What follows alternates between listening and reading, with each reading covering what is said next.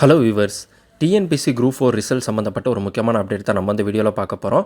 So 4662 பணியிடங்கள் இப்போ வரைக்கும் வந்து பார்த்தீங்கன்னா கரண்ட்டில் இருக்குது.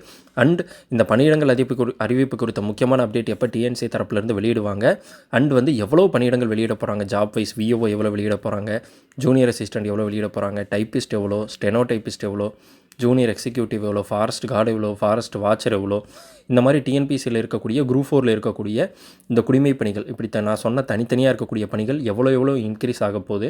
ஸோ இதில் விஓஓ வந்து பார்த்திங்கன்னா ரொம்ப அதிகமாக இன்க்ரீஸ் ஆகுமா, இந்த மாதிரி வந்து பல எக்ஸ்பெக்டேஷன்ஸ் வந்து பார்த்திங்கன்னா தேர்வர்கள் மத்தியில் இருக்குது.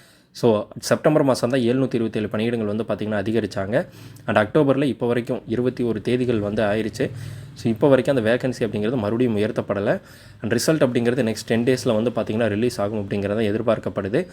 பட் அந்த வேகன்சி இன்க்ரீஸ் எப்போ வெளியிடுவாங்க அண்ட் எவ்வளோ பணிகள் அதிகரிக்க போகுது, இப்போ நான் சொன்ன மாதிரி VAO, junior assistant, typist, steno typist, forest watcher, forest கார்டுன்னு தனித்தனியாக எவ்வளோ பணிகள் வந்து இன்க்ரீஸ் ஆக போகுது, இப்படி இன்க்ரீஸ் ஆகிறனால எவ்வளவு கட் ஆஃப் வந்து குறைய போகுது, ஸோ இந்த முறையே அதிகப்படியான நபர்கள் வேலைக்கு போவதற்கான வாய்ப்புகள் இருக்கா அப்படிங்கிறது சம்மந்தப்பட்ட ஒரு அப்டேட் தான் நம்ம வந்து வீடியோவில் பார்க்க போகிறோம்.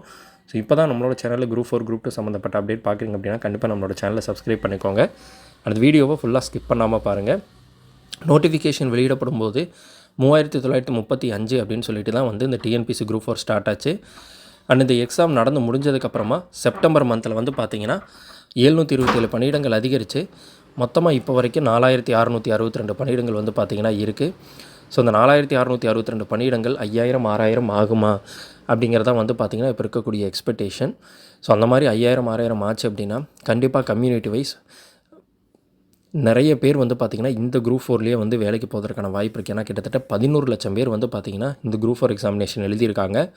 ஸோ இதில் வந்து கம்யூனிட்டி வைஸ் வந்து பார்த்திங்கன்னா ஜாப்ஸ் பிரியும்.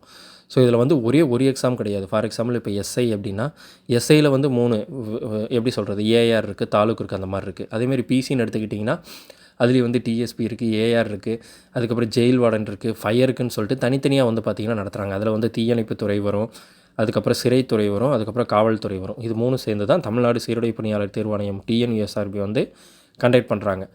அதில் வந்து நீங்கள் நல்ல கட் ஆஃப் இருந்தாலும் நீங்கள் எதுக்கு ப்ரிஃபரன்ஸ் கொடுத்துருக்கீங்களோ, நீங்கள் நான் சொல்கிறது வந்து நீங்கள் ரிட்டனும் முடிச்சு ஃபிசிக்கலும் முடிச்சுட்டு நீங்கள் ஒன்ஸ் வந்து பார்த்தீங்கன்னா அந்த எலிஜிபிள் ஆகிட்டிங்க அப்படின்னா நீங்கள் நல்ல மார்க் வச்சுருக்கீங்கன்னா நீங்கள் எதுக்கு ப்ரிஃபரன்ஸ் கொடுத்தீங்களோ அதுவே உங்களுக்கு கிடைக்கும். இல்லைனா வந்து உங்களோட ப்ரிஃபரன்ஸ் எல்லாம் முடிஞ்சு அவங்க என்ன கொடுக்குறாங்களோ அதுதான் எடுத்துக்கணுங்கிற கட்டாயம் வந்து பார்த்திங்கன்னா ஏற்படும். அந்த மாதிரி தான் இங்கேயும் நீங்கள் நல்ல மார்க் வச்சுருக்கீங்க, 170+ வச்சுருக்கீங்க அப்படின்னா அப்போது நீங்கள் எதிர்பார்த்த அந்த ஒரு வேலை வந்து பார்த்திங்கன்னா உங்களுக்கு கிடைக்கும். உங்களுக்கு கவுன்சிலிங் வந்து கூப்பிடுவாங்க. உங்களுக்கு வந்து ரிசல்ட் வந்ததுக்கப்புறமா ஓவரால் ரேங்கிங், கம்யூனிட்டி ரேங்கிங் அப்படின்னு பார்த்திங்கன்னா வெளியிடுவாங்க. ஸோ அதில் வந்து கம்யூனிட்டி ரேங்கிங்கில், ஓவரால் ரேங்கிங்கில் நீங்கள் பெஸ்ட்டாக வந்துட்டீங்க அப்படின்னா அப்போ நீங்கள் இப்போ விஓஓ எக்ஸ்பெக்ட் பண்ணுறீங்க, உங்கள் கம்யூனிட்டி ரேங்கிங்கில் வந்து பார்த்திங்கன்னா ஒரு 10 இடத்துக்குள்ளே வந்துட்டீங்க.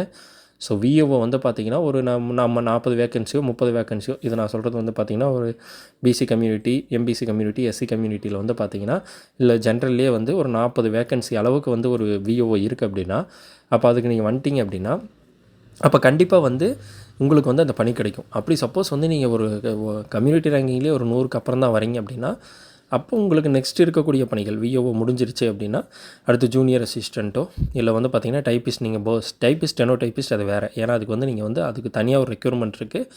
நீங்கள் அதுக்கு வந்து போத் ஹையர் லோயர் வந்து பார்த்திங்கன்னா முடிச்சிருக்கணும்.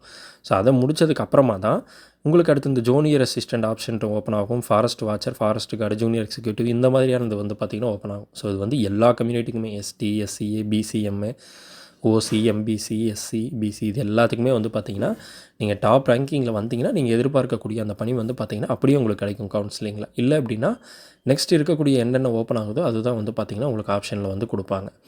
ஸோ இந்த டிஎன்பிசி குரூப் 4 ரிசல்ட் அப்படிங்கிறது அக்டோபர் எண்டுக்குள்ளே வெளியாகும்னு சொல்லியிருக்காங்க. ஸோ அதுக்காக தான் நம்ம வெயிட் பண்ணிகிட்ருக்கோம். அந்த வேகன்சி இன்க்ரீஸ் அது சம்மந்தப்பட்ட அப்டேட் எப்போ வந்தாலும் நம்மளோட சேனலில் போடுறேன். ஸோ அந்த வீடியோ பிடிச்சிருந்தா உங்களோட ஃப்ரெண்ட்ஸ்க்கு ஷேர் பண்ணுங்கள். நம்மளோட சேனலை கண்டிப்பாக சப்ஸ்கிரைப் பண்ணுங்கள்.